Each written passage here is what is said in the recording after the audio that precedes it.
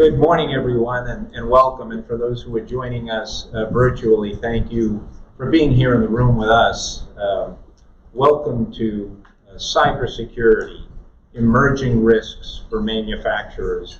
I say that word emerging, and I know our subject matter expert, Peter, has said many times, Joe, emerging, but also real and present, and have been with us for a number of years. So it's kind of a blend of the two. At the beginning, I do want to call out Paul Menig and Business Accelerants, our sponsor for this morning's event. Just a quick bit of context. I, along with 7 other folks, formed a group called Empowering Oregon Manufacturing. So we've got 4 folks from Columbia Bank, Sherry Henson, Mike Forsey, Robin Dodge Little, and myself, Joe Connors. Looking at Karen from Acumen Executive Search. We've got Paul Menig from Business Accelerants. Looking at Tiffany Salzman from Candor Concepts.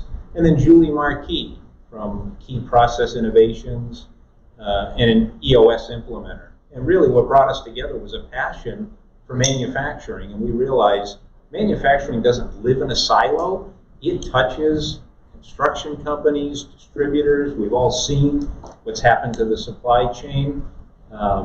What Peter Adams, our presenter, brings to us today is he lives at the intersection of business, strategy, and technology. And what he helps us learn is when they work together, they help your organization perform at a more optimal level. So we really are honored to have Peter here with us today.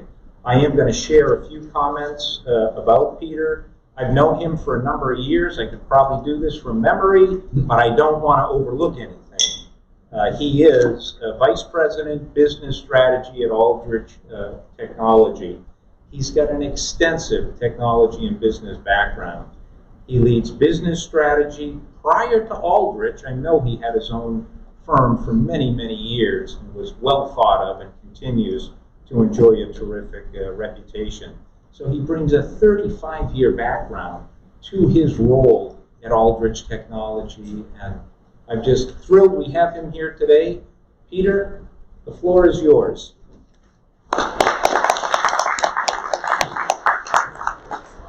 Nice lead in. Thank you very much. Thank you, Joe and Paul, and everybody for having me here. Okay.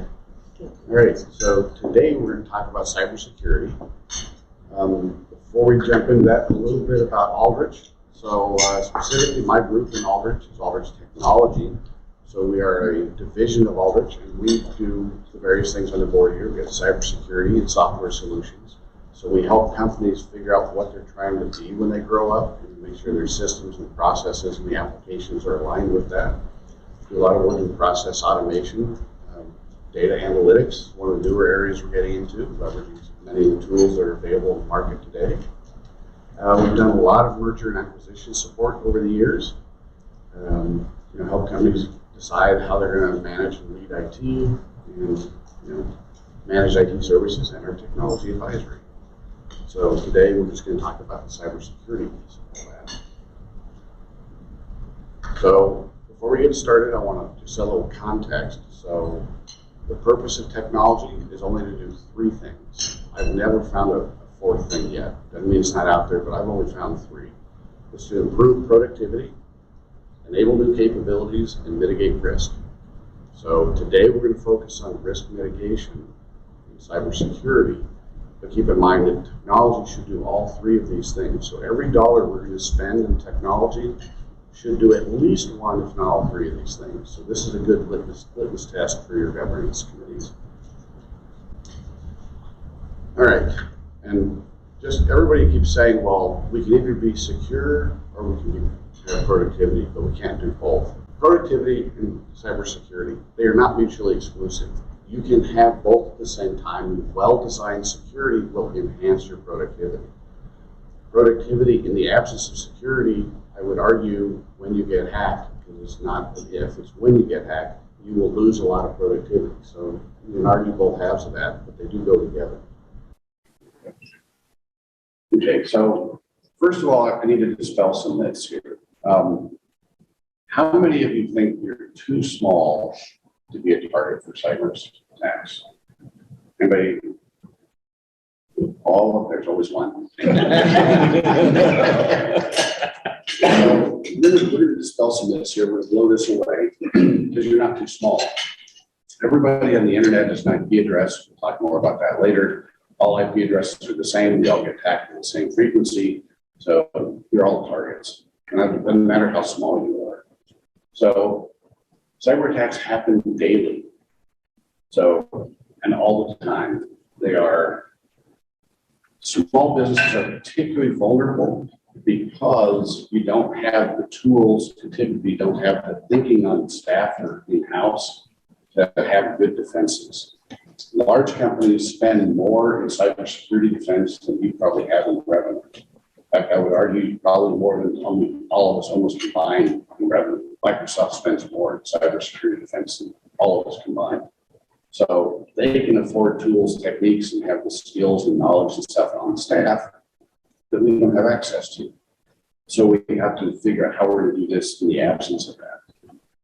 So 60% of small and medium businesses close within 6 months of getting a major attack. It's a scary statistic. So how big a deal is this? Big deal. It can cost you your business.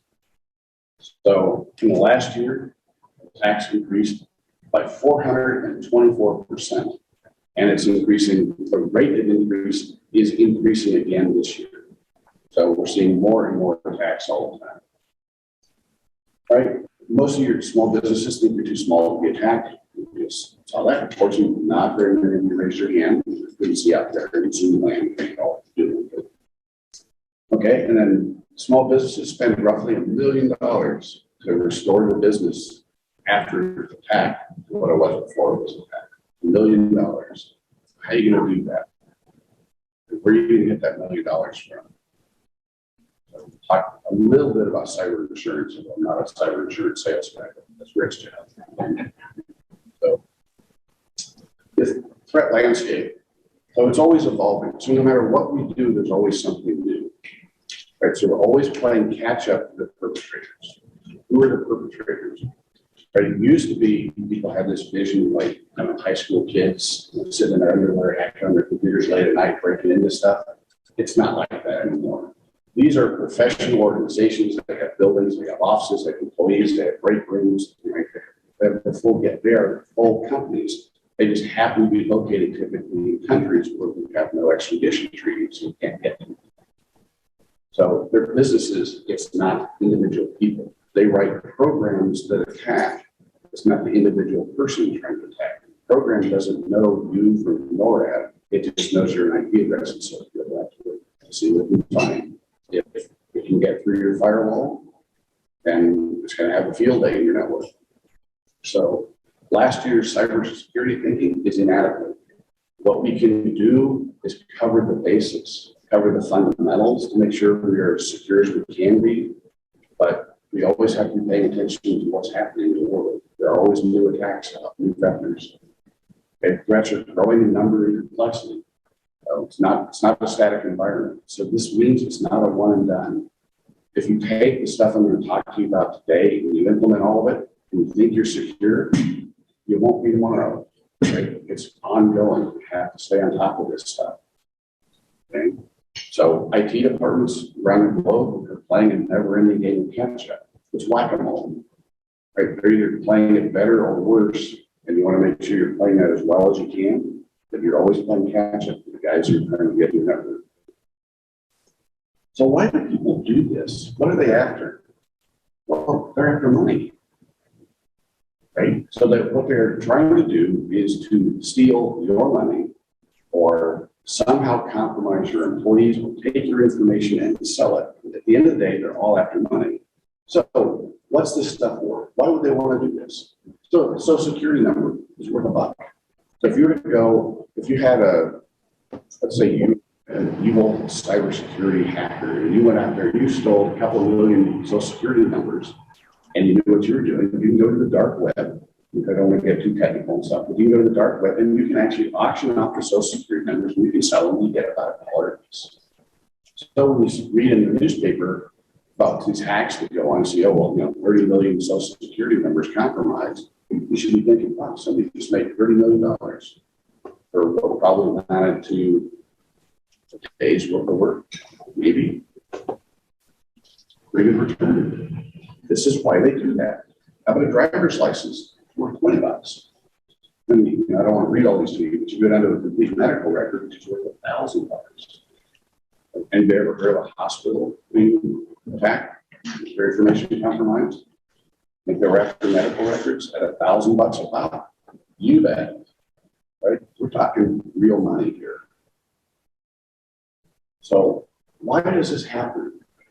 It happens because, not because IT people are bad, not because the systems aren't good, but because this is an incredibly complex problem to solve.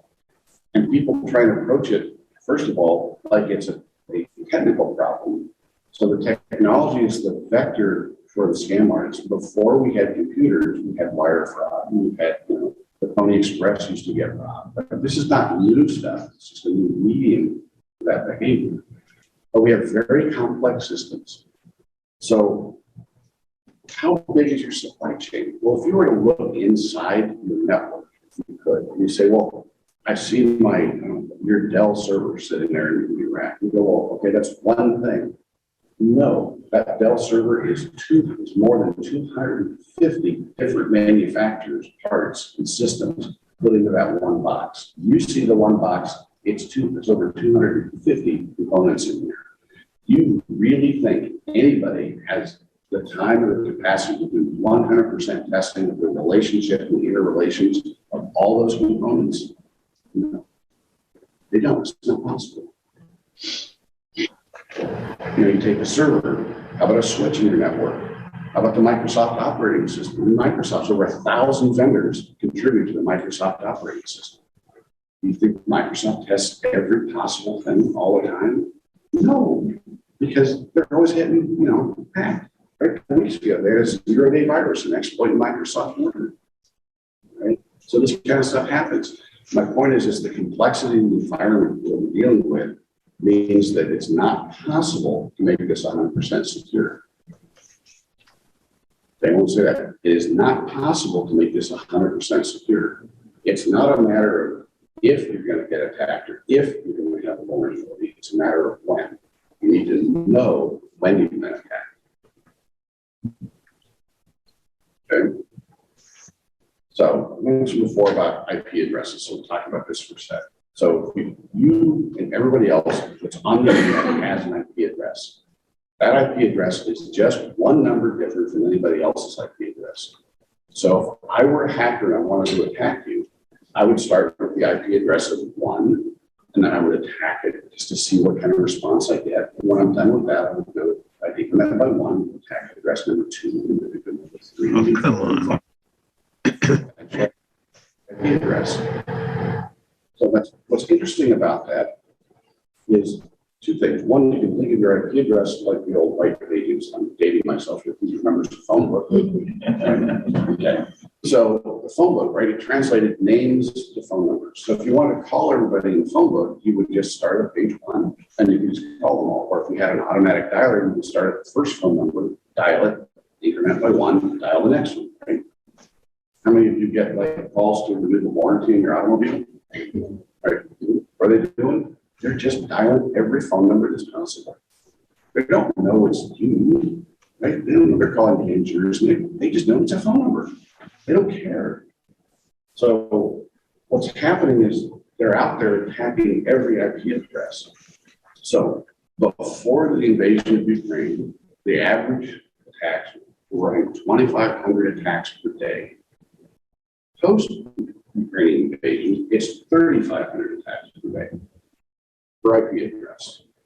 So if you were to have a firewall and you were to monitor that firewall and you were to look at the number of attacks, you would see somewhere in the range of 3,500 per day.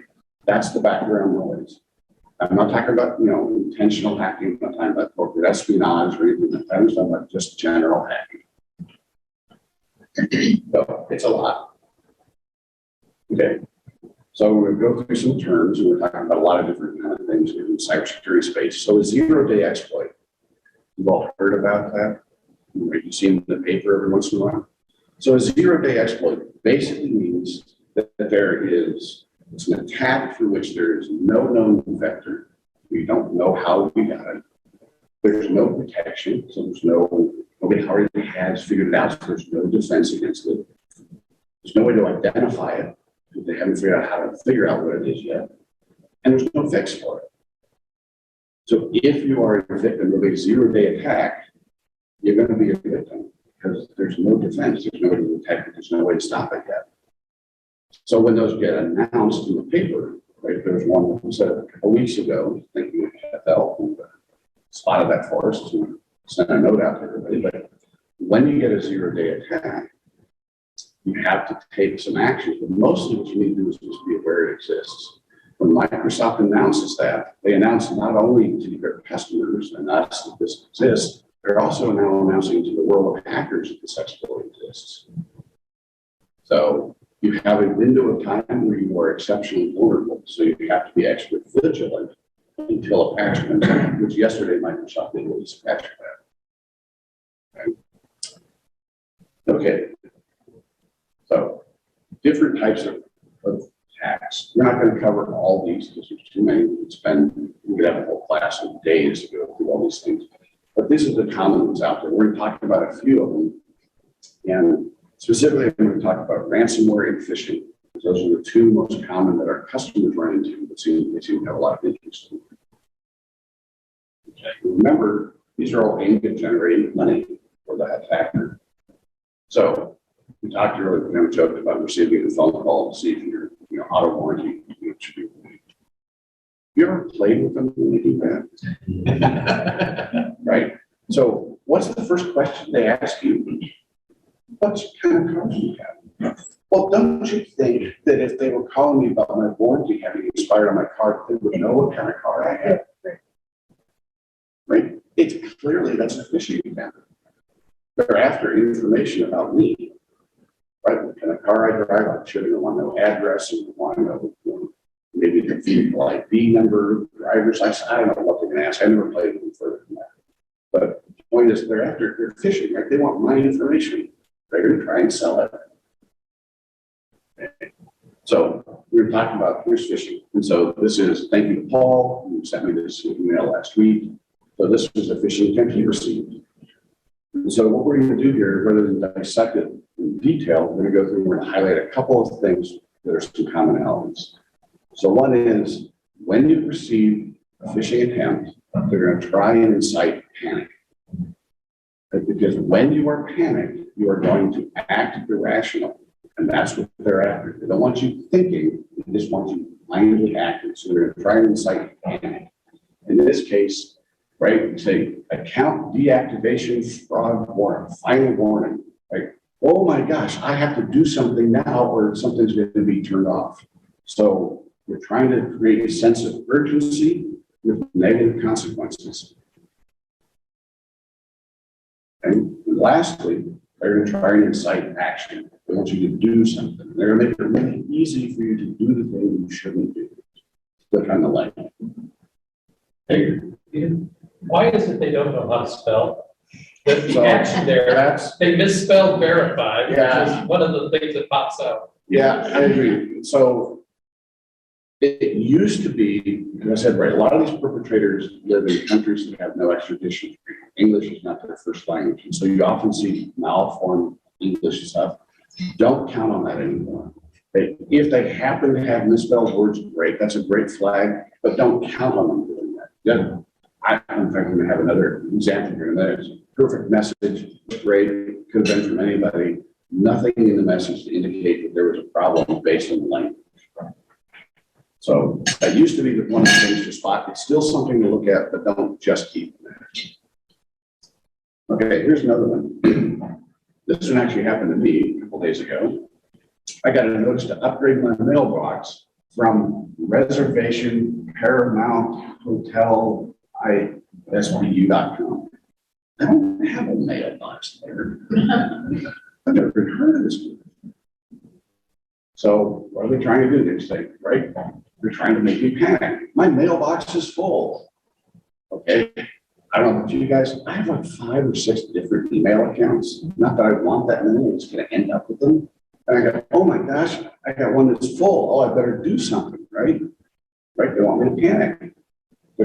Urgency and consequences. If I don't act in the next 48 hours, they're gonna shut my email down and I'll lose it forever. Oh no. And they want me to act, right? They want me to click on this link, and it's very easy to do that. See the pattern here? Okay. We'll do this one more time. So this phishing attempt is a little bit more complex here, but this is a very nicely written note. Basically, what they're doing, there's inside panic here. And so they say, what they're trying to say is avoid delay, more stress, and extra wire charges. So it's like, okay, so if I'm a clerk in an accounting department, I get this, like, no, I can't for extra wire charges. I'd have to have approval for that, so I better do this real quick. Oh, and look how handy. They even gave me the bank wire information, so now I know how to wire them the money. That was really nice of them to do that, right? Oh, and the last thing, the action, not only wire me money, but send them the confirmation. So now they have all my bank information too. This is great, right? So the pattern, right? Panic, urgency and consequences, action. In this case, they're asking for information that no one should ever ask for in an email message. But these are clues. But why are we going through this? Because people are the best defense you have for preventing cyber problems. Right? People are the source of the problems. We are also the number one thing that can defend against them. Our vigilance, our diligence, our eyeballs, our common sense, that is our best weapon. Okay. Here's just some other random examples, mostly because I want you to know that this isn't an email only thing.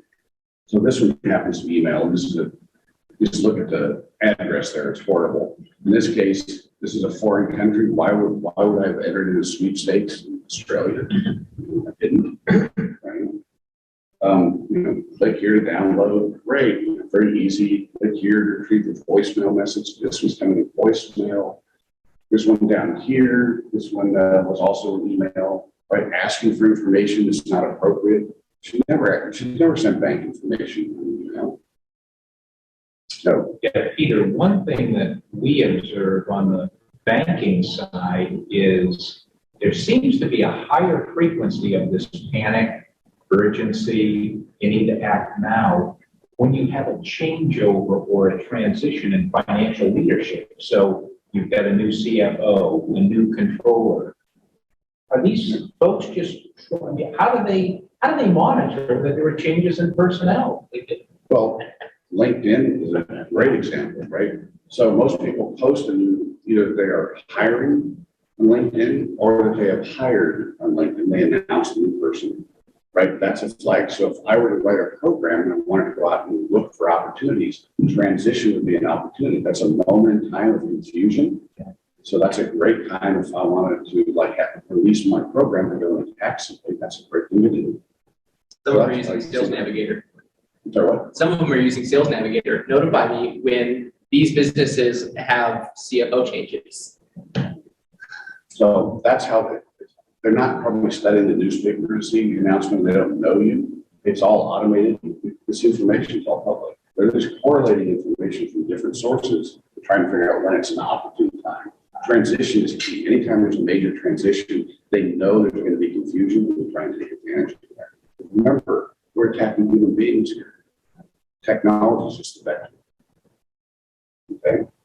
And then over here is a voicemail or a text. So it comes in many different forms. It's not email only. So common thing, don't click on embedded links. Okay? That's the number one thing. They're always going to try and do some way to manipulate the human being with panic, urgency, consequences, and make action very easy and obvious for you to take. But be on guard. Okay. Now we're going to switch a little bit about ransomware.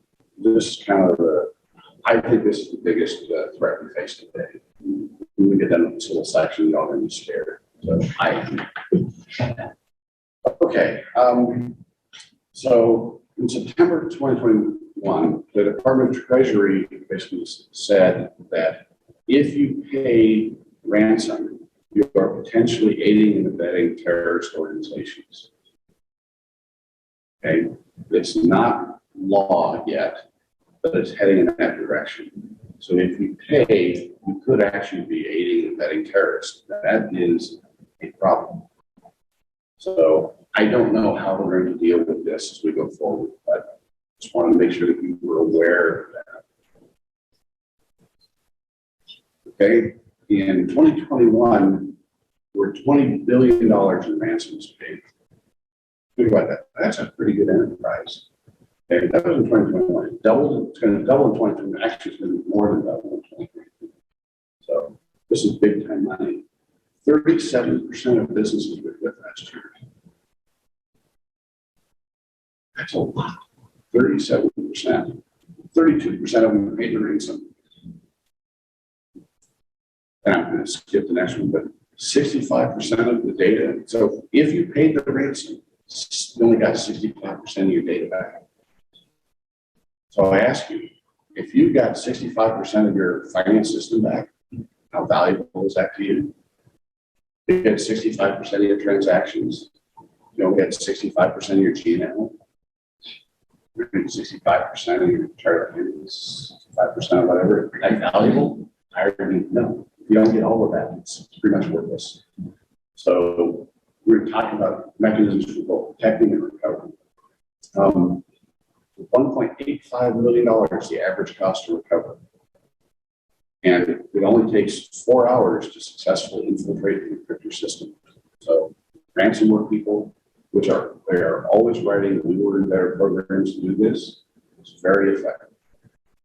And the challenge is multifold on this. One is ransomware doesn't look like anything. It doesn't send you an email. It doesn't create panic and negative consequences. It doesn't have bad English written in it. It's silent. All people did was go to a website and browse and maybe click on, a picture, right? Ransomware can be embedded inside of the graphic image. How would you know? You don't. So most reputable websites scrub their websites regularly to make sure that their images aren't hacked and aren't embedded. But there are websites out there that aren't quite so scrupulous. And unfortunately, they tend to be gaming sites, sports sites, porn sites, free software download sites, things like that, free services. These tend to be the sites that are most often compromised from ransomware attacks. But you can't recognize it. All you can do is avoid those kind of websites. So once your local system is encrypted, it only takes 4 hours to encrypt. Then the old days, they would pop up a notice of some sort saying, "Oh, you've been hacked."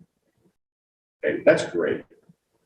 At least you knew. So, okay, 4 hours went by, and one computer was hacked. That's great. Okay, I can do it. It's only a laptop. Swiped it out. Sorry.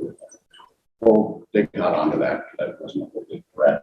So they started attacking the whole network. Anything they could find on the network, right? Encrypt the whole network and send you a ransom. But if they did it in a fairly short period of time, okay, so I reset my network, I restore my data from yesterday, and I lose a day's transactions, maybe, but I can recover it. What if they waited 3 months to tell you, or a year, or 2 years, which is what's happening now? They're waiting a long time to notify you that you've been encrypted and hacked. Can you go to a backup that's a year old and recover and lose a whole year's worth of transactions and financials and everything? And data, transactions, contracts, all the sales information, all the customer information, you lose all that? No, it's horrible. So now we're gonna add one more layer on top of that. They're blackmailing you. So because they've been in your system for a year, or however long, and they've had access to your data, they take pieces of your data. Typically, they're looking for things like high liability, like your HR data, and they're going to release it publicly if you don't pay. They're blackmailing you. This is horrible. This is a real problem. And there's no prevention at the moment. It's 100%. We just have to be diligent, and we have to be rigorous, and we have to be careful, and we have to know what you're doing to make sure this kind of stuff doesn't happen to you. It will shut you down as a business. Okay, so the basics of how to protect yourself. Whether your IP is on-prem or in the cloud, doesn't matter. Right? The concept's the same. We want to keep the unwanted people out of our environment, out of our data, out of our systems, out of our network. We want to keep unwanted programs out. Remember, I said the hackers writing programs. We got to keep the programs out that are unwanted. We got to keep the data accessible to the people and the programs that need it. Right? Productivity, right? If we shut it all down so people can access it, highly secure, we wouldn't be able to use it. We wouldn't do any good, so we won't have it in the first place. Think of the money saved, no IT at all. Okay, but this is bigger than IT, right? Remember, this kind of hacking is new because of technology, but the concepts are old. You think when you were back on pads and pencils and abacuses and all that kind of stuff that hacking wasn't going on? Of course it was. This is just a new way of doing it. Okay? We have to keep the networks and the systems running and available and secure. We have to prevent interruptions to our systems so that we're not having loss of access to our data. And we have to keep the data true. Wouldn't it be a problem if I were in agriculture and I'm growing my crop and somebody seeded my data with indications maybe of E. coli infestation and I didn't know it? And then a year later, somebody says, oh no, they had an E. coli issue. You go, oh, we go, yeah, look, we do our own research and our own data, and it shows right here we had an E. coli issue that we knew about, and we didn't disclose it. Big problem, right? So that's more targeted type hacking, but it happens. That's a real life example, by the way. Okay, moving on. So how are we going to protect our business and our customers and our employees, the people we care about in our ecosystem? So this list doesn't seem obvious. I'm not giving you a list of like technical things to do. We'll get to that part. But right now, let's talk big picture stuff, right? IT governance. So IT governance is very misunderstood. This is not a user group. It's not a complaint organization. It's a very small committee in your business that decides how and when to leverage technology to enable your vision and mission. How are we going to leverage technology to make sure it's coherent across the enterprise? That's what we mean by IT governance. And if you don't have something like that, you don't know how you're going to make decisions going forward. If you don't know how you're going to make decisions going forward, you're going to have a piecemeal approach to things. Whenever you have a piecemeal approach to things, you have gaps and holes. This is a security problem. Establish a security policy. When you do that, we'll talk about this more in detail, but there's a bunch of existing frameworks you can operate. What frameworks are appropriate for your business and your market? Pick a framework. Don't make something up on your own. Okay? You need to educate your people. And again, remember we talked about this thing, people problem. Technology is the vehicle, but the problem ultimately is a people problem. They're after people data. They want to sell your data. Or they want to compromise your people. They want after your money. You have to have an IT strategy. So I title business strategy, right? If you don't have a strategy, you don't have a plan, you don't know where you're going. How are you going to get there? You don't know what to do. You don't know how to think. You don't know how to make decisions. Okay? Pay attention to the details. Most of the hacking that occurs that you read about in the newspaper, the big companies. Remember the Sony hack a few years ago? Sony came in and basically compromised, a number of their upcoming unreleased movies. Well, that hack turned out to be a weak password on an unused admin account. It's just details. That's bad administration. Right? Okay, so that do that. You have to execute and you have to verify. Do what your plan says and verify. Did we do that? What else changed? Right? Wireless routers are ubiquitous. Like you can go to Best Buy or any store and buy a wireless router. How often do you find we find them regularly. People put them underneath their desk and plug them in the network and turn them on because they want to connect with their iPhone or whatever else devices they have. And they think they're just being clever and helpful. Well, when you put out a device like that in your network, you're now broadcasting your secure network to the world to access. You just created an enormous security hole. How would you find that? When you have to be doing constant testing and looking to see because it doesn't show up. Right? It might be out there for months before it gets detected otherwise. Cyber insurance. So cyber insurance won't prevent stuff, but it gives you a big pot of money to use to fix stuff when it happens. Okay. I also urge people to engage in the risk department, their insurance carriers, to get their take on what are good cybersecurity practices, what are things they care about and they see. Remember, this is changing over time. So leverage your insurance companies so that you can use them to help you figure out what's going on. Hey, engage professionals. Cybersecurity is not something to be left up to the people who mean well but don't have the real skill and competence to do it. Okay? We need real help here. Unfortunately, this is more complex and more difficult to do than often. Okay? Rely on competence rather than your personal personalities, tenures, relations, etc. Okay. So back to the plan. You need a plan.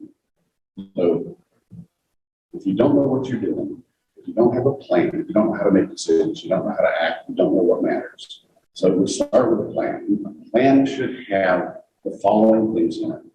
An infrastructure security policy.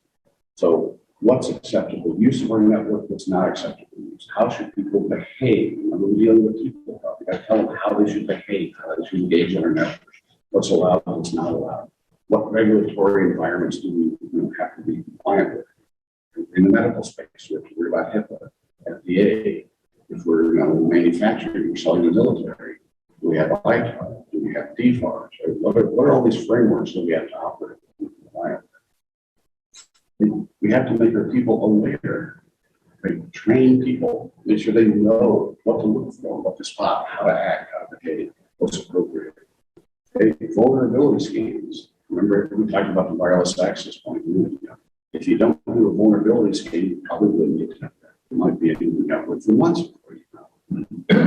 I can tell you from personal experience, it might be your network for many months before you figure it out if you get doing vulnerability scans. You need a third-party vendor management program. Why? Well, if your major supplier gets hacked and gets shut down, what does that do to you? What if your major supplier sends you a falsified email reportedly from them, asking you to pay them, but it has a different wire number in it, and you end up paying somebody else? You got a problem, right? So your vendors are a problem. They are a potential source of risk. You have to understand how you're going to vet them. How do you know that they have taken appropriate precautions? You should do a risk assessment or a gap analysis. Understand where you are now, where you should be. And that gap in between is what you need to work on. Knowing that you need to do this on an ongoing basis because it's always changing. It's not a one and done. Great slide. Okay. So you should have an incident response plan. Now, we're not going to tell you like what yours should be, but these are the kinds of concepts you want to think about. When you have a cybersecurity incident, time is not your friend. The more time goes by, the more damage can happen, the more costly the recovery. So you want to act quickly. This is not the time to try and figure it out. You should already have a plan. You and your people should know what to do. So as soon as you have an incident, activate your plan. This isn't about bureaucracy. It's going to be something short and quick if necessary. You've got to know what you're doing, right? And so what kind of things might be in your plan? Well, you might have protocols for different types of attacks, right? If you are a victim of ransomware, it's different than if you're a victim of phishing. Okay? You might call an incident response company, depending on the severity of the attack. You might notify your cyber insurance carrier, right? Some carriers, if you wait to notify them, that wait will cost you the insurance. You have to notify them In the moment that you know that there's a real problem, even if you're not sure, it's probably a good idea to notify them anyway. Make sure they're aware. I mean, one thing, when should you notify the FBI? Right? You know that if you're the victim of a cyber attack and you're dealing under the ITAR or DFARS or any of those programs, if you don't know how and when to notify the FBI, you have a real problem.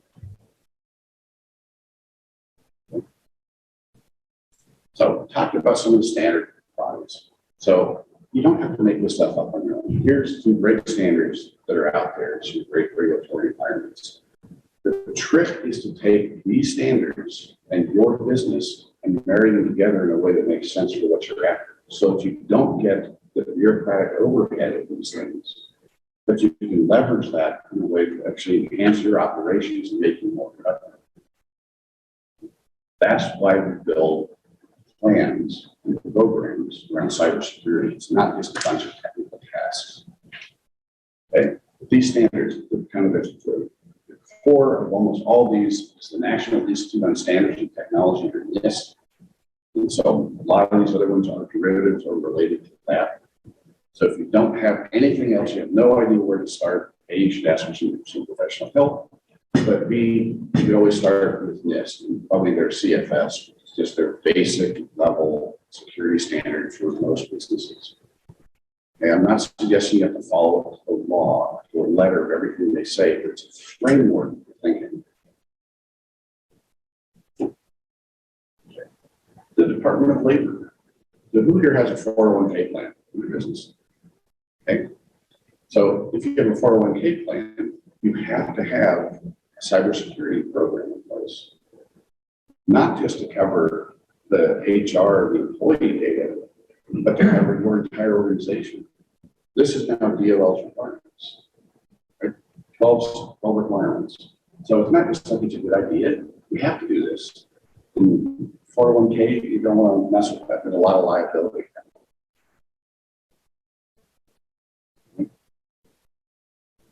So one of the concepts that we talk about routinely is the segregation of the different functions. The people, in order to be productive, need to have access to the data they need to have to do their jobs. But they don't need access to the rest of the data. In fact, the rest of the data is a distraction and noise, a potential problem if something were to happen. So you want to make sure that you've matched the people, their roles, their job function, to their access to the internal systems and the data. We call that segregation of data. It goes by some other names, but that's the concept, right? This is the plain old military concept. So segregate and control access. When people are transferred, so if you've got an employee that's been around for a while and you're transferred up and you keep growing, they keep adding access. Almost never does somebody remove access they no longer need. So how many, I see CFOs, and how many CFOs have direct access to their ERP systems? Yeah, actually, most CFOs at a high level, they don't need access to the ERP system. They need access to the data so they can do their analysis and reporting. They don't actually need access to the transactions in the ERP system. That's what the controllers are for. Right? So you can segregate that data, you can segregate that access. So when we're doing analytics, we need to access the data across the enterprise. So in order to do that, we have to store our data in a way that it's accessible, but it has to be accessible still in a secure fashion. You don't want every program accessing all of the data, and segregated and controlled. And this kind of sounds like a non sequitur. We have to control the access, and yet we have to have broad access. So it has to be measured. This is where as business owners, how do you perceive risk comes into play. You need to make that decision knowingly rather than have your IT department make it for you. Right? You want to know about the risks you're assuming. What level of access do we want to grant? What do we need to control? That's a business decision, not a technology decision. So where do we see this kind of data that needs to be controlled usually? But HR. Right? Lots of liability around HR data. Finance and accounting data. Sometimes contracts. Contracts can definitely be something that needs to be Intellectual property.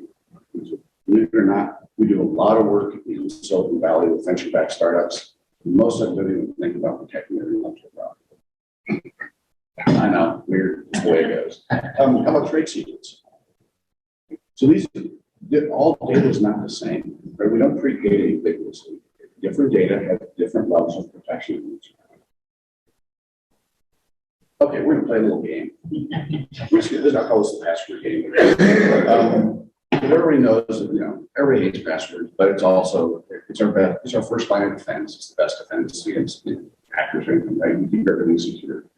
So Microsoft default password is 8 characters long.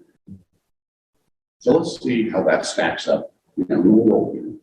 So if we had a 7-character password of bankers, right? Just simple word bankers. How long do we think it would take to crack that? 3 seconds. 3 seconds.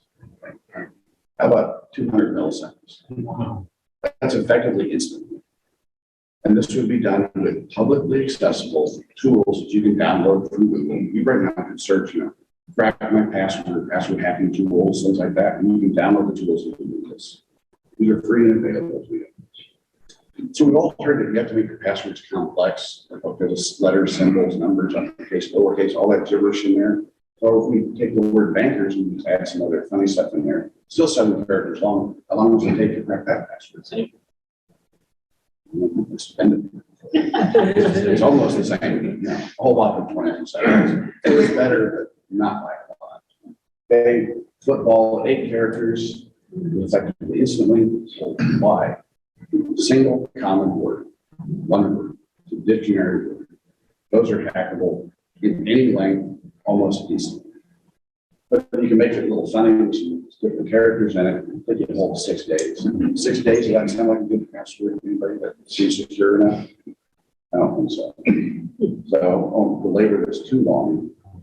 But we get down here to 15 characters, and you have a phrase. It's about time with spaces and punctuation in it.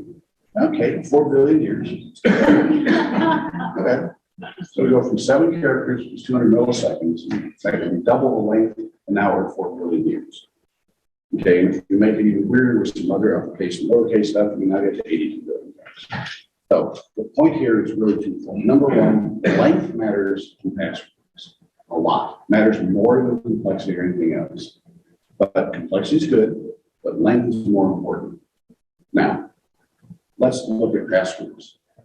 We all know that we have seen, we've received the emails, whatever it might be, that, our password's been compromised because somebody got into some password database somewhere and they released our passwords. So a couple of comments on that. Number one, 2-factor authentication. A password alone can be compromised because it can be stolen out of another password database and used against you, even if it's hugely long, even if it's like this one down here at the bottom, right? You can still be compromised. 2-factor authentication is the way to solve that problem. That is currently the best, most trusted method for securing passwords out there. It's a combination of a password you know, plus a code off of the device you have, like your cell phone. That combination is virtually unhackable. The nice thing about it is if somebody's trying to hack your password, you're going to get a bunch of notices on your phone that, here's your code, here's your code, here's your code. You're going, what? Why is this happening? Because somebody's hacking the password here somewhere. So you get notified. So what do we recommend? So we recommend at least 14 characters long, minimal complexity. That'll take, a long time. It'll be somewhere in the neighborhood of 37,000 years for passwords. Add 2-factor authentication to that, and don't use the same password everywhere. So vary it. Right? If you have one password that's used everywhere, and that password gets compromised at any site, now all of your sites have been compromised. And it only takes a hacker seconds once they have your password to start going across the internet and spewing it everywhere and seeing what they can get into. So you want to compartmentalize, limit that exposure. Okay. And we're going to go through 16 things that you should do. Now, this is more on the technical level, but there's a whole bunch of stuff here. So, cybersecurity awareness training. Got to make your people aware. This is number one. You have a people problem, not a technology problem. You can't have your IT people just fix this stuff and make you secure. It won't happen. Okay. Strong passwords and multi-factor authentication. Multi-factor authentication. Okay. Keep your software current and up to date. Right. When Microsoft releases patches and updates to their operating system, most of the time is security. Yeah, they throw features and all kinds of other junk in there, fine. But the critical updates, they are around security. You want to make sure your systems, your servers, workstations, laptops, everything are always on current release, always on the latest, and make sure they're patched and up to date. You need a strong anti-spam and malware. So spam, like everybody gets spam, right? You see all the junk comes in your email. You want to keep that to a minimum, right? It's noise. Noise distracts people. When they have too much noise to deal with, people make mistakes. So have a good anti-spam program. A good anti-spam program also has some antivirus capability in it, so it filters out the previously payloads that have viruses in it. The anti-malware. Malware is malicious software that's not quite the same thing as a virus. And so you want to make sure you have some tools in your network that allow you to detect your malware. Peter, just a question on point number 2. I know we are required, we now have multi-factor authentication just to log into the company network. How are you seeing that more and more, or are companies behind the curve on adopting it? It's a mix, Yeah. but more and more adopting it because two-factor authentication across the spectrum, like not just your email or your browser, your website, but even internal. Two-factor authentication, I think, should be the standard at the time. Right? There's a whole bunch of new initiatives out there. They're experimenting with new and better ways to do authentication. That's great. They're not commercially viable yet today because they haven't sorted out who's going to do what.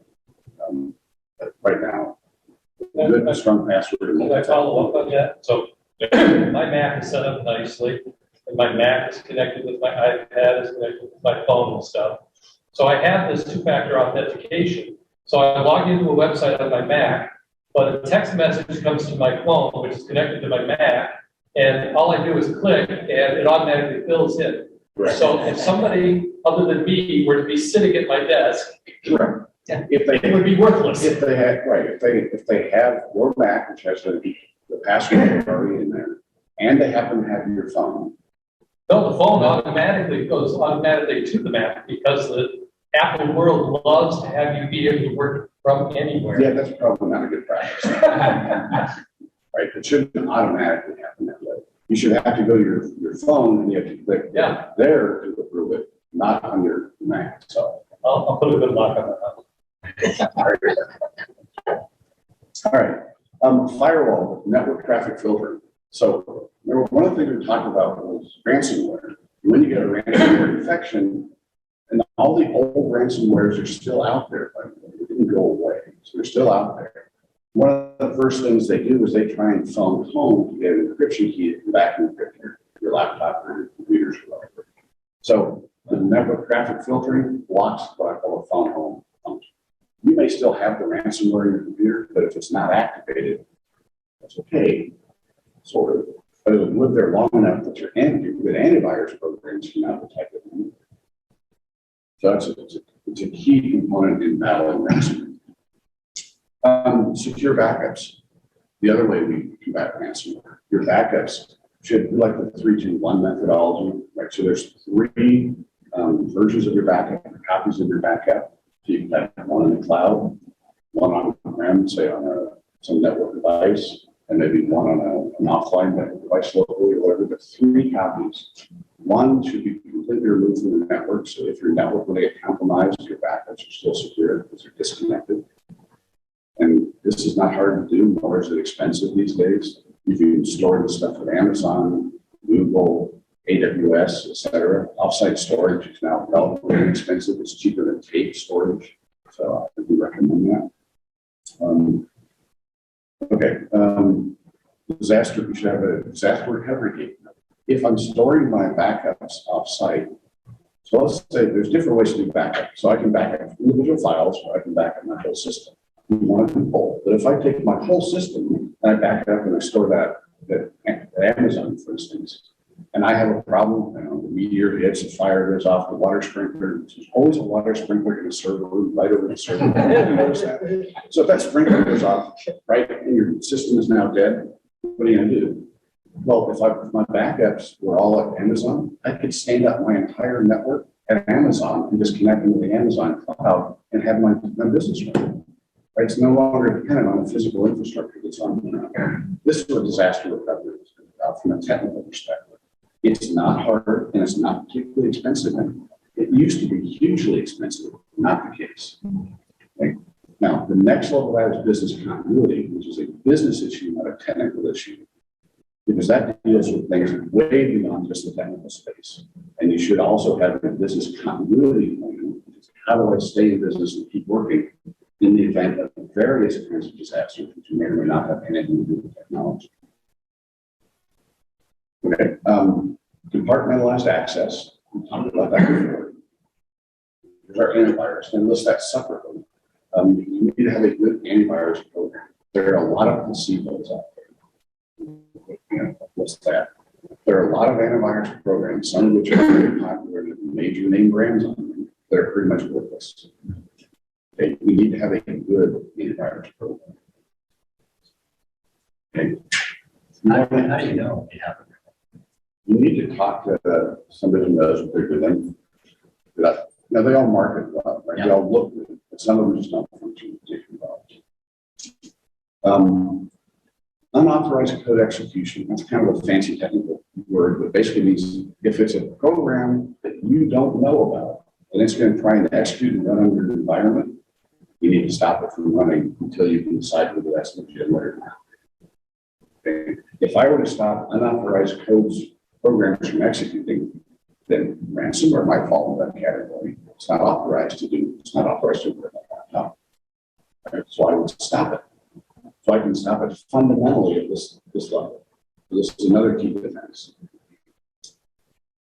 Laptops and encryption. So this is a real challenge when COVID hit. How many of us put data, company data on our laptops and took our laptops home? Pretty much everybody, right? I mean, we all have to. If our laptops were encrypted, we created an enormous potential liability for our employers. If you encrypt the laptops, then effectively that liability goes to zero. Just by encrypting. Encrypting is built into Windows 10, Windows 11, the Macintosh operating systems. There's nothing magic about it. So we need to be encrypting our laptops. Any computer that travels offsite or is in an area of our business that may be accessible by the public or that we're concerned about should be encrypted. Okay.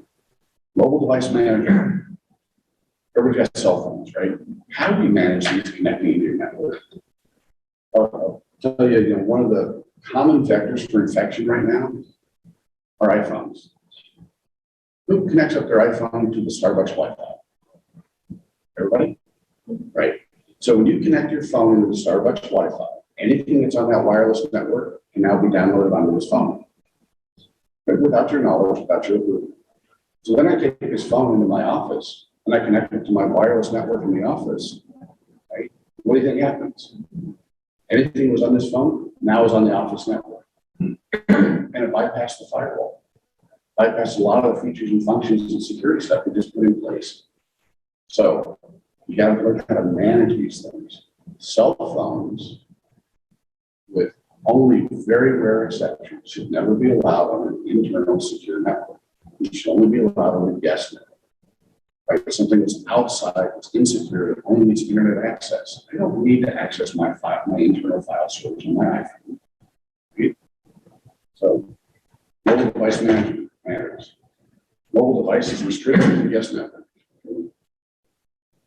When you're browsing the websites, everybody knows to look for the S here, right? For secure.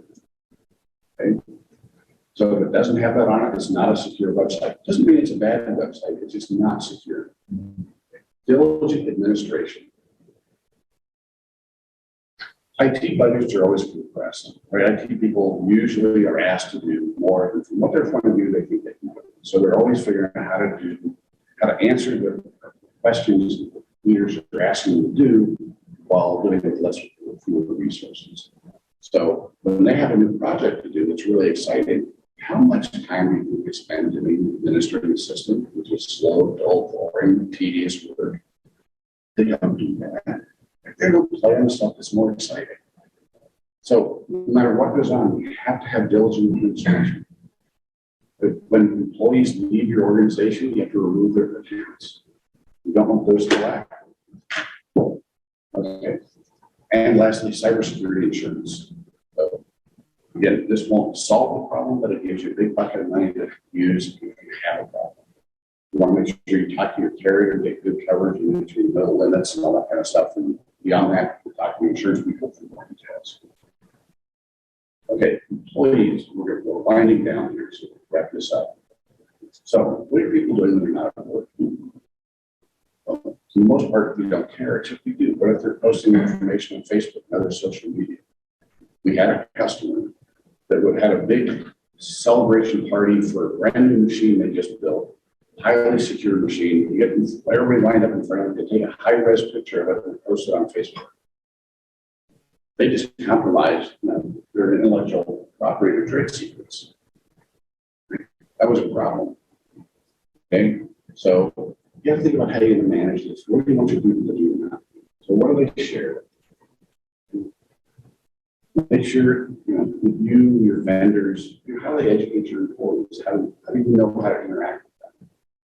When you want to pay a bill, right, do you know what the proper process is for approving and authorizing that transaction and paying that vendor? If the vendor says to you, oh yeah, I'll just send you all this stuff in email and that's how we do things, you have a weak vendor. Okay, so if we took all the advice I've just given you today and you implemented everything, would you be secure? You'd be more secure, right?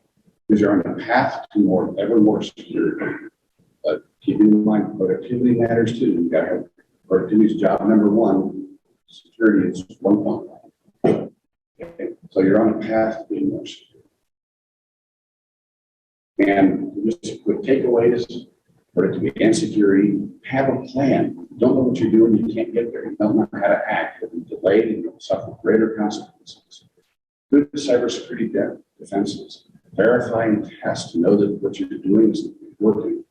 Bring confidence where needed. Like, this is a specialty. It's not something most people know about or think about. Exporting cybersecurity insurance. We can't underemphasize that enough. You really do need a big bucket of money if something happens. Now, the last thing. So everything we talked about, what's the incremental IT spend? When we talk about really expensive, I argue the answer is no. The incremental spend is fairly true. You are already doing most of the work in IT. You're just not doing it in a way that's coherent, and you're missing some big parts of it. So I didn't say you had to go out and buy a whole bunch of fancy software and fancy systems, firewalls, and all that kind of stuff. You need to think about it differently, approach security differently. It's not about the dollar you spend, it's about how you think about it. With that, to the presentation.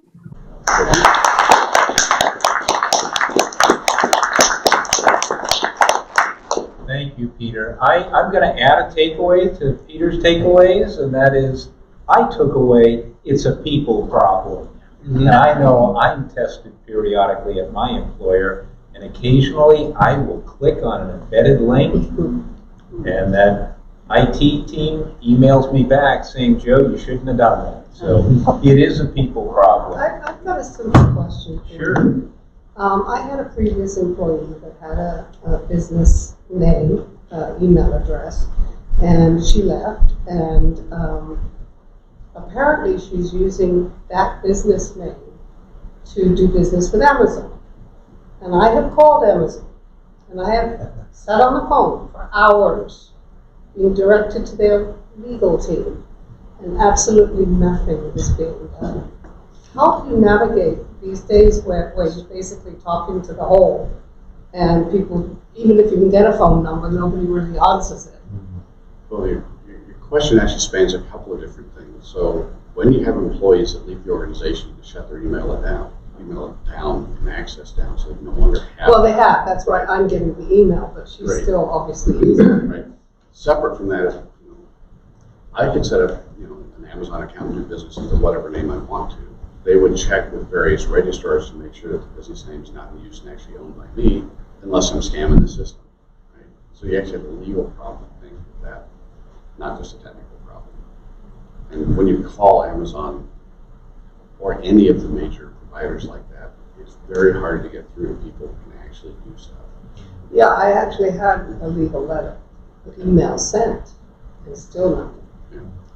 So It's a problem. it's a problem. It's not a common problem though, but it's not nothing. Okay. Julie? You have your backup off-site at Amazon Web Services. How do you know that that's? So you can look at Amazon's various policies if you wanted to read through that. It's probably 75, 80 pages. I don't know how big that policy is. It's enormous. But it goes through all the requirements and everything that they have, and then they've been certified by third parties, the SOC 2 or whatever SOC requirement they have, basically verify that their environment is as secure as they claim. You can also just look at news and look at the internet, do some searches, and find out that the last time somebody had resources at Amazon that were hacked, or Microsoft, or Google, or whatever. You'll find it's actually quite rare that the hacks that occur aren't their direct infrastructure, but perhaps some other avenue, which is a weakness on the company's part. Well, you got some bad? Yeah, this brings up a really good point about cloud services. Amazon is an easy one to go check. Everyone knows Amazon, but I can tell you I've worked with clients who found some file sharing website and it was cheap. And I went out and did a little bit of investigation and found out, guess what? They were owned by a foreign nation state. And there was another one that was in the news. They were offering free network penetration tests. And it was owned by a company out of China. So you do have to have some level of investigation when you do go to the cloud to make sure that the services you're getting are legitimate. And I would stand behind Amazon and Microsoft, just two of the larger ones that have some of the, well, if not the most secure networks in the world. This gets to, I stole this Bell slide on third-party vendor management. So you have to have a way of vetting your vendors, Amazon being one of them, to make sure that they are okay and meet your approval and your standards. So how do you feel about Zoom being owned by, that's a China-based company and it's ubiquitous? How does that play in cybersecurity? Well, so you're going to ask my opinion on this. So if I were presenting stuff that I thought had lots of liability around it, Zoom would not be my first choice. Yeah. I think Zoom's a fine service, and for presentations like this, where there's effectively no liability at all, I'm not telling you guys what to do. Zoom's fine. But if I want to do a highly secure type of video conference, I'd probably use Teams instead. Other questions? You mentioned CMMC and the Department of Defense restrictions. Are you working with anybody in the in defense? Yeah, we have a number of clients in that space working on CMMC certifications, DFARS, FARS, and all that stuff.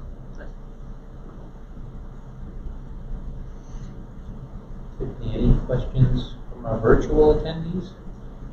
The only question that we've received thus far is about the slide deck and reporting, which we won't have available after the session. Quick question. A lot of us have been hacked already. About Social Security, any way you can get it back, or is it just on the dark web and you're? Once it's on the dark web, no, you're probably not getting it back. You can take various actions to make it more difficult, but I don't think you can put that genie back in the box. If they'll, you know any what Yeah. recommended actions on that? Was it the Social Security Administration who contacted you? No, the state of Oregon It was the unemployment state of office. Someone filed for unemployment. I Um, heard That's been that. a big problem. I heard roughly 35% of the country that's unemployed. And they'll usually, I believe, give you they'll issue you a different, have they issued you a No. different? You do, you have to contact those. Makes me wonder about our unemployment statistics though. Peter, I work in Daimler Trucks, okay, $100 billion a year in sales, okay, they can do anything and everything. A lot of the companies we're dealing with are maybe somewhere between $5 and $50 million a year in sales. One company I worked with, okay, they outsource payroll, they outsource to a CPA, some of their financial stuff. They had one IT person for the roughly 35 employees. They certainly had cell phones out in the field for their salespeople and things. I'm not sure that I can help them implement something like this for no dollars, no time, no effort. What are your thoughts as you get smaller and how you do these things? Well, so as I mentioned earlier, size doesn't matter in terms of your risk. Right. So that's a problem, right? The big companies can afford more than small companies can. So you have to have a plan. You got to be able to scale it down to your organization such that it makes sense. I didn't say that it's going to be $0, but the incremental spend is going to be fairly low. You already have in that situation, you already have an IT person, you're already spending some money. I'd be surprised if they don't have some third-party IT people that are also contracting in to help, because it's not possible for one IT person to have the breadth of knowledge to do a decent job. So somewhere in that pool of money and the systems and everything else they're spending is probably enough to eke out a few dollars to spend on this instead. And I think they get much better lift on this.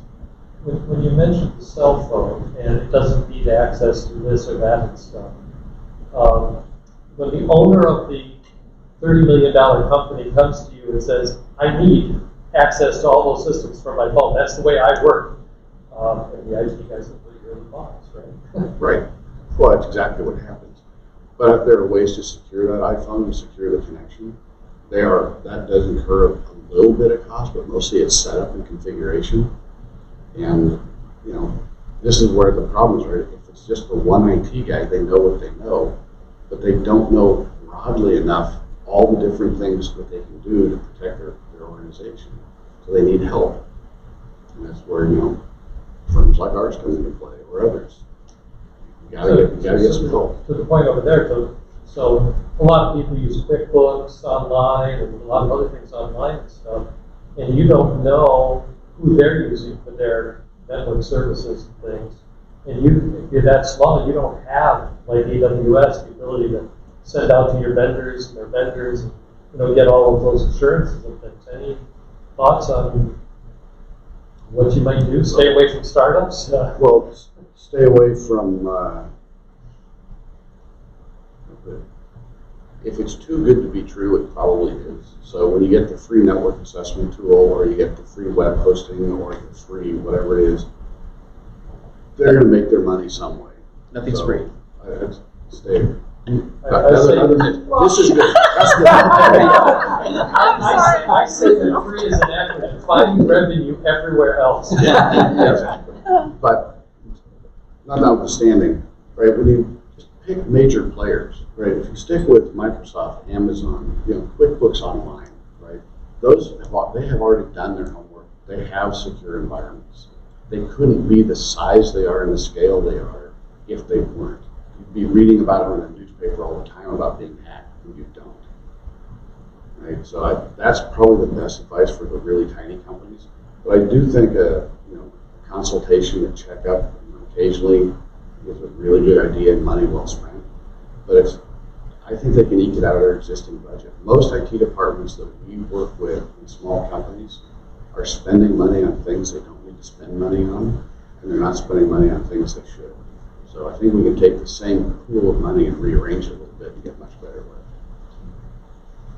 and I'd like to supplement that, if even the smaller companies, should they have, and hopefully they do, of course, Rick and I will promote that as an insurance policy, cyber insurance policy in place, it would supplement what Peter is doing, because a lot of insurance carriers will provide as part of the premiums that a company pays some of the things that he was suggesting. So whether there's resources there for pre-claim risk mitigation, or the post-claim resources that will provide you with the forensics and the PR work and the stuff that's going to help you with determining all the things that need to happen if you do have a claim. So an insurance policy is important because it does provide you with that bucket that you were referring to, but it also provides you with pre-claim and post-claim resources, which are vital. So if you're spending $10,000 or $20,000 a year on a $1 million cyber insurance policy, and the cost of a ransomware attack is $350,000,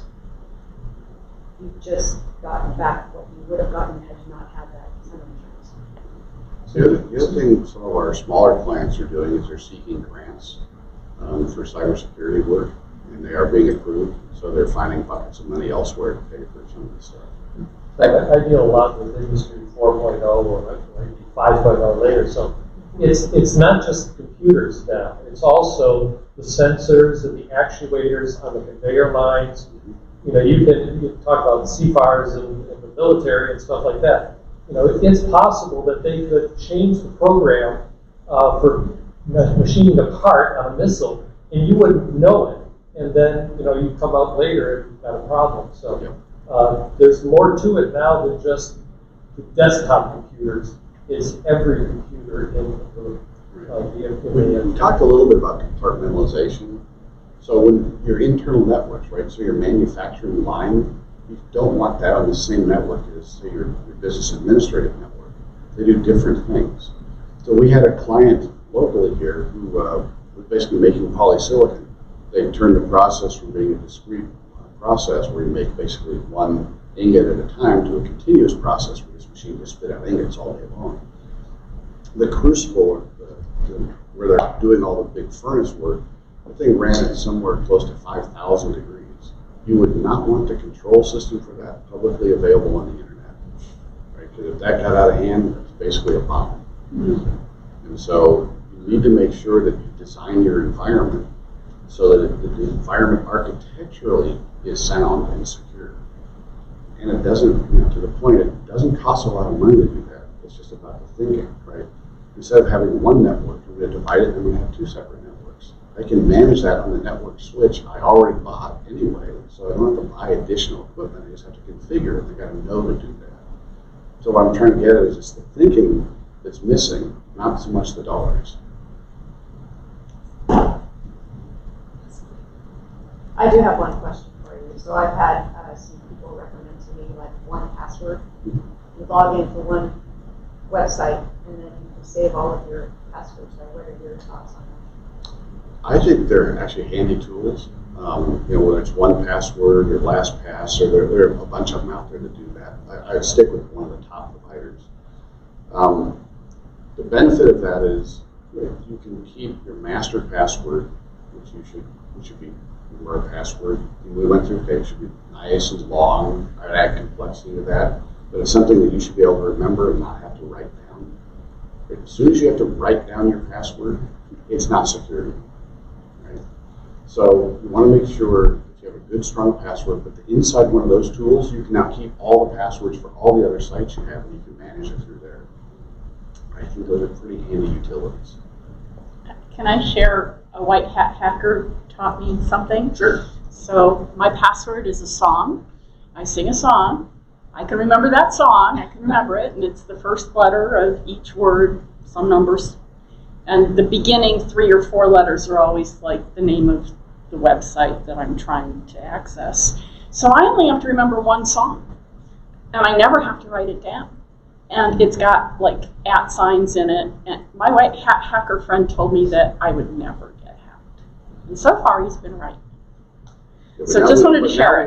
Now we all know your pattern. Right. So. You know my pattern? You do not know my song. You're not going to sing it. And I'm not going to sing it. Yeah, how much few words? Peter, thank you very much. You have convinced me that I use Flash ID with my password protection, but it's only 10 letters with one special character in it. I'm going to add 4 more characters to it, so it's not 10, it's 14, and add a few more little things to there. So thank you all for coming in person. Thank you for those that were online for joining us. There's some materials there. If you want that book signed, I'm happy to do that. It's not going to be auctioned off anytime soon for $100,000. It costs $10. It's probably depreciated to about $1 right now, kind of thing.